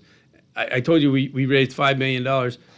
They had some things go on that they said that they weren't paid and all that, but they did an audit and they found out that actually they were overpaid. So the government got all their money. And this wasn't from us. This is, we used a company, a Bahamian company, to pay this, to run this portal. I don't run portals. I don't know anything about it, but we, so that whole thing is with them, the government and the other company. I don't want to get into that. Right. But they found out that they were paid, right, in full. So, but nobody said anything. Nobody said, "Oh, look, they came back and said, "Oh, we yeah, made a mistake. That was an error." But all I look at is, as the Marina Association, the government was supposed to take 10% of whatever we collected. That's why all the marinas did this and made sure they paid 10% and put it right back into the navigational aids and training and shows in this industry. So that was $500,000 that we never saw. But we do a charter yacht show. We do, And we had to cancel the one this year, correct? Well, yeah, because there's nobody coming. Total embarrassment. Yeah. So, but that, and I don't know, maybe they just didn't want us to have a charter yacht show or a Bahamian yacht show. Because, like I said, Monaco has it, Antigua has it, BVI has it, like everybody, Fort Lauderdale. So we wanted one in the Bahamas for us because we represent 40 Bahamian businesses that can't go to all these trade shows. Right. But they can come to ours, and it's $100. It's $100 for these. We give them a table, a tent. It's $100, and they can feature whatever product they're whatever service they're provided. That sounds good. And it's just That would it's not a general admission thing. It's a trade show. So the people are there are the captains, the management crew, companies, and the agent brokers. So they get to talk directly to the people that are booking these boats and bringing them in, and that could make a big difference. Yeah. Just from what these guys are, the callers were talking about in their industry. We got to get to the break, but Peter, you always know that you have a platform here. Yes, sir. On Talking Heads to represent, obviously, the marinas and the yachts. The phone lines are full, so we want to take these calls before we get out of here. And once we deal with the calls, we'll take a quick break. And like I promised yesterday, we'll talk some sports toward the bottom of the hour. But let's get these calls in. Talking Heads. Hey, Naughty, MJ, and Peter. Hey, what's Jack. going on, Jack? I'm going to make this very quick and fast, and this is a very serious question I'm going to ask. We always talk about persons not being consulted, so on and so forth, and this matter is one of the most serious matters right now that we have to contend with, along with the other couple of them that we have to deal with. Right. Who Peter, has anyone consulted you, or do you know who actually would have made or convinced the government or the Prime Minister to make this decision? Because obviously he has a body of advisors around him. Who would make such a ludicrous decision like this? Now you're trying to backpedal to think that you're going to reverse course on this. You want someone to knock me off my scooter tonight, eh? Yeah, I ain't saying that. No way. Thank you so much, Jeff. I think we get the point. I think you know who it is, and I think Good we stuff, all know Jeff. who it is. Thank you. Let's get to the other calls. Talking Heads. Yes, I was calling to get on the show. Go ahead. You're live. You're live on air. I'm live. Yes, yeah. you're Okay, live. Yeah, I'm back again. But I want to make one point that I didn't make when I spoke earlier. Sure.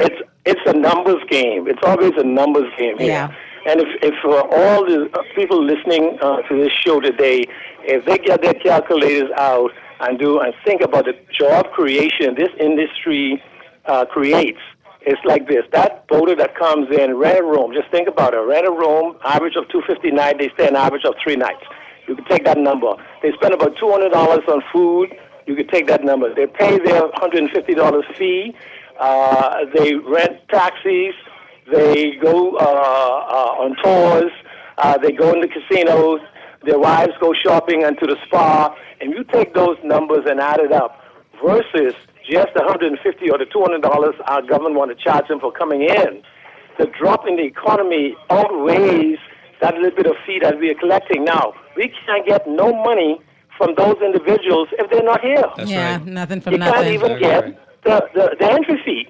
So this argument is minute. It's ludicrous the way we are doing it because we're trying to attract the individuals here, not let them run away and go to Turks and Caicos. Or even in Florida, they could go to Captiva on the west coast of Florida, and the services and the waters is just as clear as ours. Wow. Okay, so that is the key: create jobs. The government major thing here is job creation, and this industry will create those jobs. And this would be Bahamian know owned. Anything about boaters? If we bring 50 boats here right now this weekend, 10 of them, 12 of them, going to need a mechanic. Somebody have to fly out and leave the boat here because it needs repairing. And that's more money dropping in the economy, more job creation. And the charter industry is an $85 billion industry. 85 globally. Thank you Appreciate your contributions, Thank you Mr. so Miller. much. Let's Mr. get the Miller. last call in. Talking Heads. Yes, how you doing, Naughty? And your guest. Hey, C. Allen. Hey, C. Allen. And your guest in the studio. Just a quick statement. You know, the yachting industry, globally it's $1 billion industry, but even if you look at Florida concerning the value, I often hear Bahamians cry about the fact that, you know, Bahamian ownership. But the problem is, in the same capacity that you make decisions for taxes and these things and protection and what it needs to be done, it's based on data. Something that we don't have. I know the yachting industry in Florida produces for $12-13 billion a year annually. The subsidiaries concerning the rolling, the knockoff effects is there. But as we move now into a new financing dispensation where, you know, that my wife and I are in, is that we can finance, and people complaining about the boating industry, there's now vehicles, and even with some slight modification, to allow financing in the Bahamas in our laws and stuff, that if we want to understand the industry, instead of complaining about the foreigners, let's study the industry and find out how we could integrate Bahamians into it to do some of the things that we complain about so we could have ownership, opportunity ownership, as well as the jobs. And so I just simply say that the government needs a database industry, database decision-making, but we begin to see this in the fact that they are using analog process. They've taken away the digital process, go back to an analog process or a hybrid analog, whatever, that doesn't work.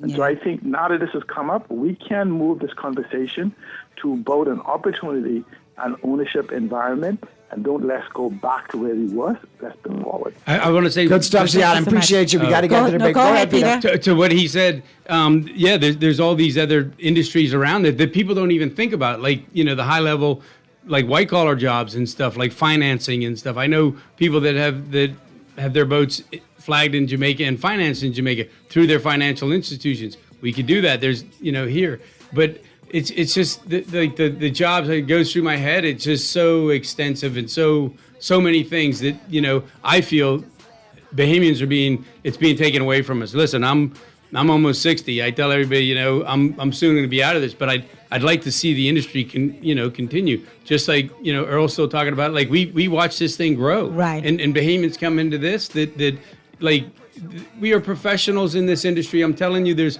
I'm a 500-ton captain, but aside from that, I'm considered an expert in this field in this hemisphere.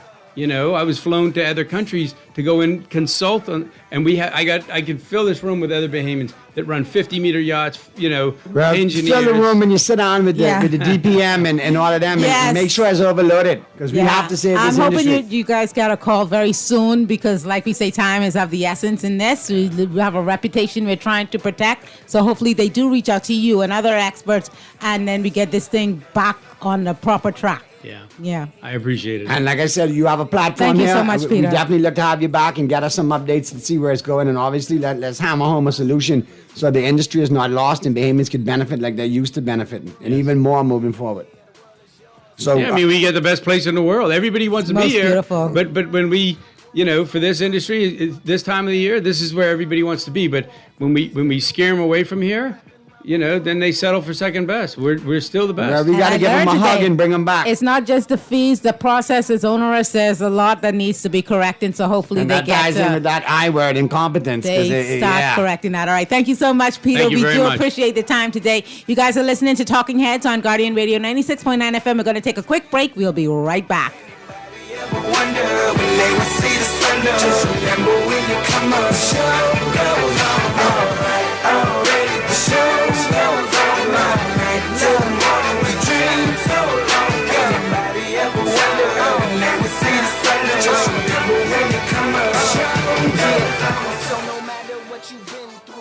Naughty Johnny's restaurant can only be described as the experience you want to recreate again and again and again. Their motto is simple food done well. You're welcome into their home at Naughty Johnny's, where you can dine on crack conch fritters, and other Bahamian favorites. There's also an international flair that's guaranteed to offer something for everyone. Enjoy a good meal and listen to a live band on their patio Friday and Saturday nights, or brunch on Saturday and Sunday. Only at Naughty Johnny's restaurant in the Old Town Plaza, Old Fort. They're open 11 a.m. to 10 p.m. Monday through Thursday, 11 a.m. to 11 p.m. Friday, 10 a.m. to 11 p.m. on Saturday, and 10 a.m. to 10 p.m. on Sunday. Naughty Johnny's, well worth the trip. Looking for a school that's international, proudly Bahamian, and truly invested in your child's future?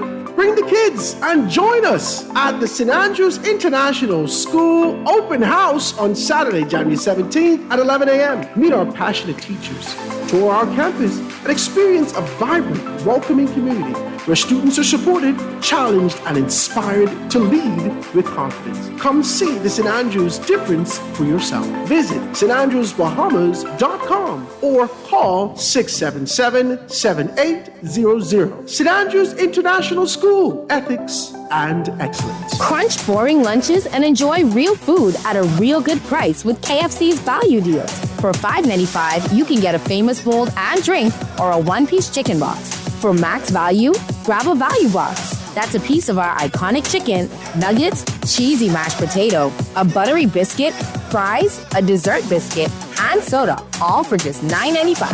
KFC value deals have got the crunch that you're looking for. KFC knows value, and it's finger-licking good. You're listening to Talking Heads with Naughty and Mary Jane. Only on Guardian Radio 96.9 FM. Slow my plans up.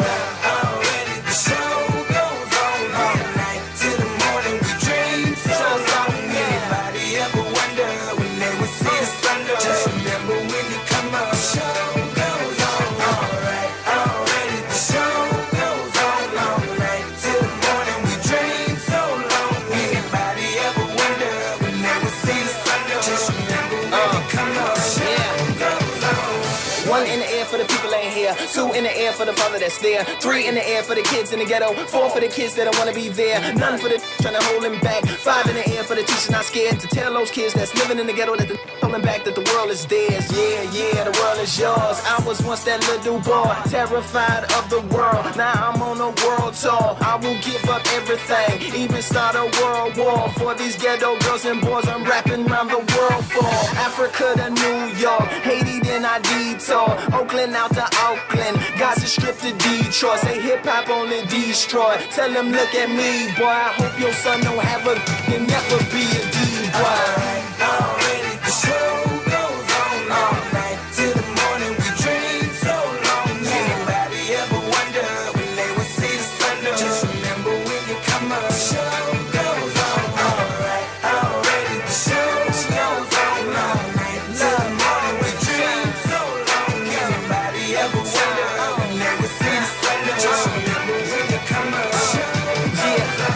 no matter what you've been through, no matter what you into, no matter what you see. When you look outside, we're back at you on the Wednesday, January 7th edition of Talking Heads. Your boy Naughty along with MJ and your company right up until 6 p.m. Let Pearly in, please. Let Pearly zoom in, please. Because me and Pearly got to talk. Oh. We got to talk some sports. I wouldn't say because she didn't get beat last night by Ja Morant. You say you're talking to Pearly, right? Though. I see you got on your Spurs color today. It was 1 point, and I am Ja Morant, baby. Be quiet. Ja Morant Tafari. Gosh. All right, let's get this going. Yep. And I don't know what that yep was for, but hey, what's going on with you? I'm agreeing with you, brother. I'm rubbing it in with you.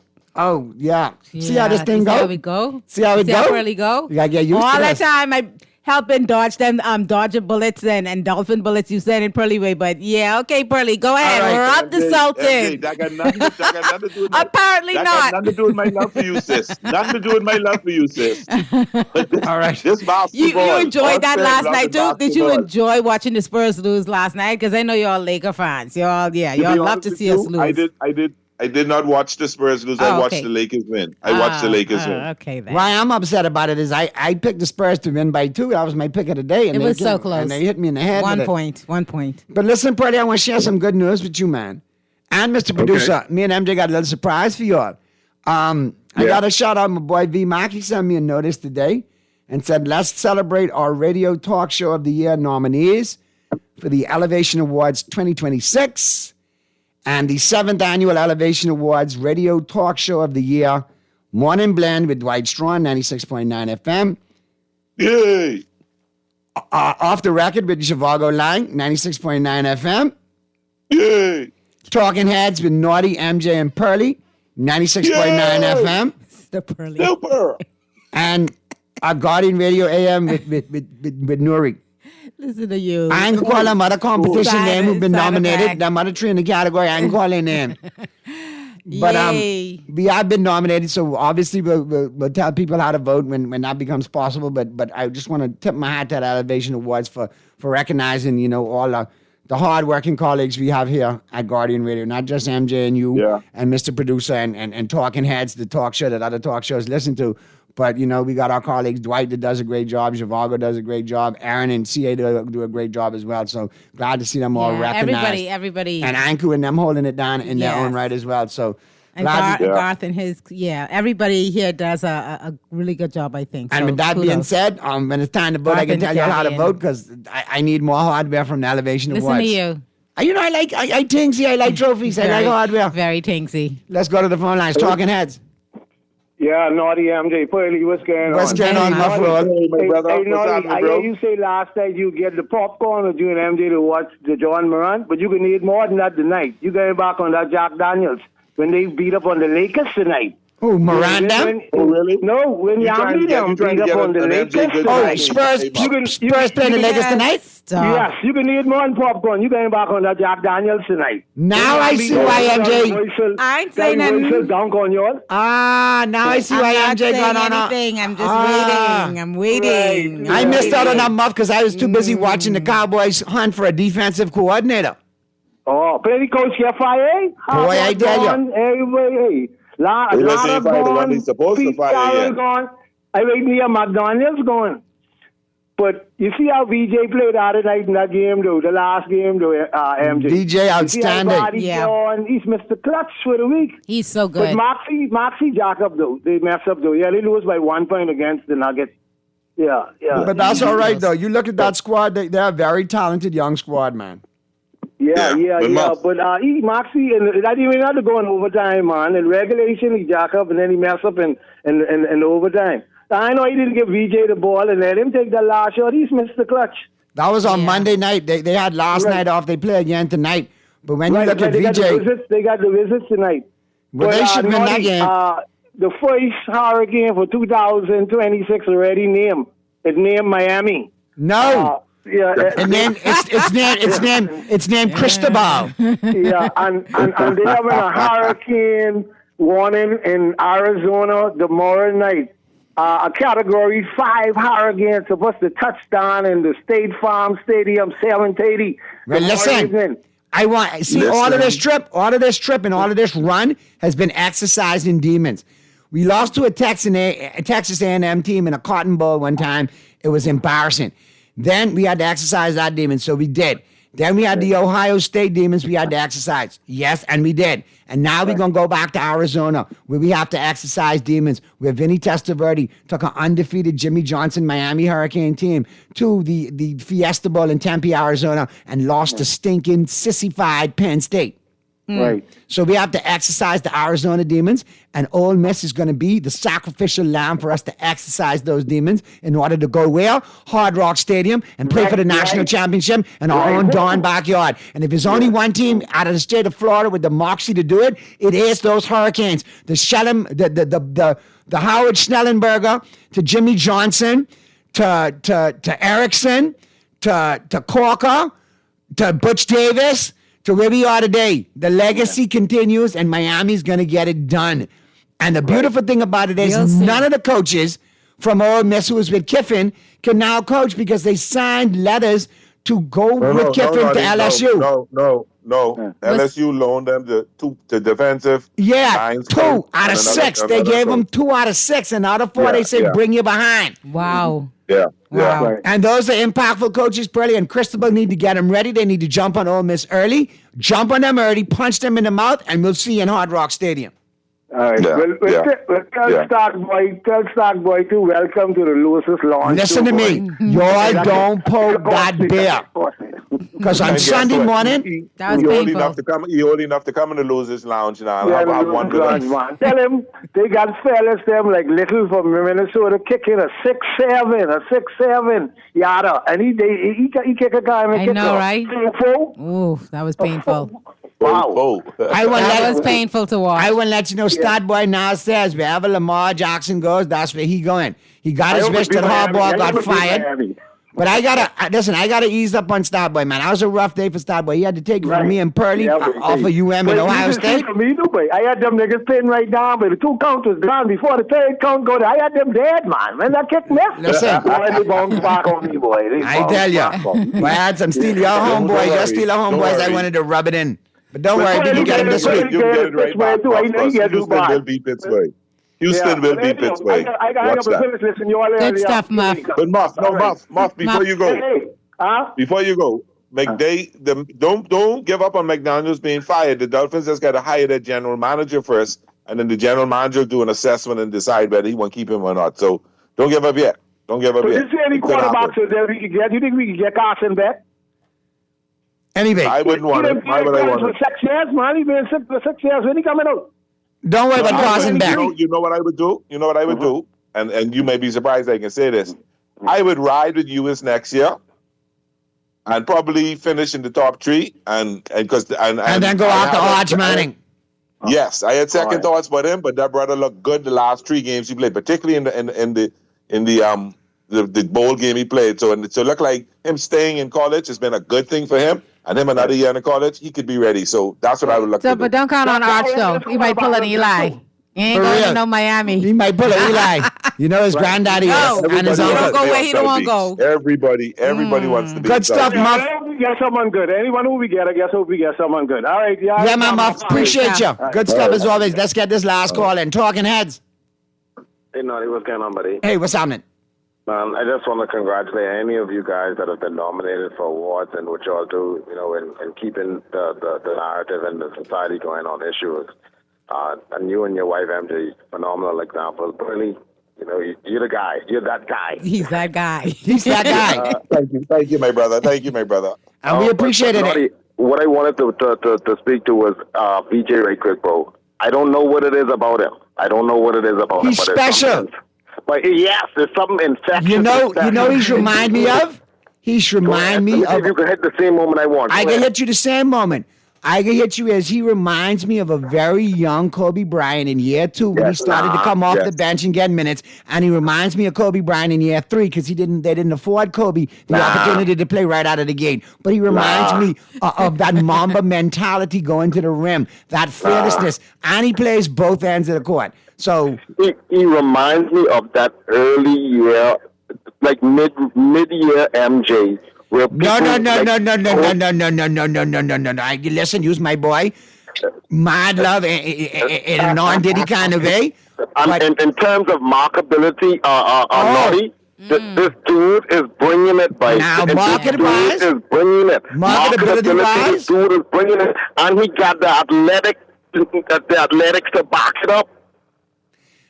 He got it. I agree with you, but let me tell you. I believe the only thing that's costing him is possibly this. I believe it's come down to where, look here, Moxie needs the ball this much, and versus how much he needs the ball, how much they would want to give the ball to him, maybe. I agree with you on his marketability. I agree with you that Philadelphia's changed the big three to Maxey, Embiid, and Edgecombe.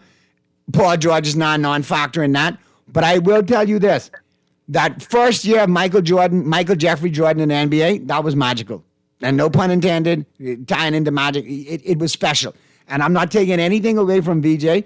I think if you want to talk about a magical rookie season, you got MJ, you got Allen Iverson, and you got VJ Edgecombe. You can have those conversations about those players. I'm starting it's late, but I'm starting the promotion to try and get him to be Rookie of the Year. I us just supporting him more. We have to vote. We have to rock that vote because he's going up against two cornbread, corn-fed, white boy Americans. Can we pull this off, Naughty? Listen, it could be hard because that Con Knuckle is playing his behind off in Charlotte. I ain't gonna tell you a word of lie. But it's VJ. It gotta be VJ. And another thing, last thing I want to close on, Naughty. I want to encourage as many behemoths, wherever, not just VJ, wherever our guys are playing in close proximity, whether it's home or away, let's try and get to these games, get a flag with you, and go and support our guys. Because these are the same guys that come back home and wear that aquamarine and gold for the Bombers when it's time for us to go and see for any other tournament. Aquamarine, right? Correct. You say no turquoise, you say aquamarine, correct? Why are you confused? You were the one saying turquoise. Like, are you confused? There's some new year, right? I done changed it up. You try to switch it up. You see this, right? Overflow. That's how Naughty. There's hope. I try to switch it up for the new year, but y'all catch me on that one. It's all good. I put you in charge of getting us to one of these games that's close. And we gotta really show out and because it inspires other young people here at home that we could do greatness, but we could touch the world with whatever gift it is. You got whether it's baseball, Charles doing phenomenal, basketball, whatever it is, we could do great things. Now, when this link come out to vote for Talking Heads for Talk Show of the Year, I expect you and your millions and millions of followers to do what they need to do. Do you need us to have I'll make sure to bring your #1 talk show shirts. Not a problem, man. We appreciate you so much. And with that being said, we're going to get to the break. On the flip side of the break, I got my pick of the day, all brought to you, of course, by the Island Game. And I think you're going to do the pick right now. We're going to play the pick right now as we go to the news. So for Mr. Producer, we appreciate you too, man. You're a big part of this team, man. We couldn't do it without you, all right? You're looking like a young T-Pain in the back there. What's your pick? The first album. My pick is college basketball tonight. He's going to play it. It's already recorded and done. All right, we good to go then. There you go. So for Pearly, for MJ, this your boy Naughty. We'll see you tomorrow right here on Talking Heads. It's all Pearly tomorrow, y'all got a big dose of Pearly. He's that guy. Have a good day, everyone. Oh, yeah. Take care, everybody. People ain't here. 2 in the air for the brother that's there. 3 in the air for the kids in the ghetto. 4 for the kids that don't want to be there. None for the trying to hold him back. 5 in the air for the teachers not scared to tell those kids that's living in the ghetto that they're holding back that the world is theirs. Yeah, the world is yours. I was once that little boy, terrified of the world. Now I'm on a world tour. Naughty back at you with my free pick of the day brought to you by the Island Game. And my free pick today comes to you from men's college basketball. The Indiana Hoosiers on the road taking on the Maryland Terrapins. I like Indiana -7 over Maryland. That's my free pick.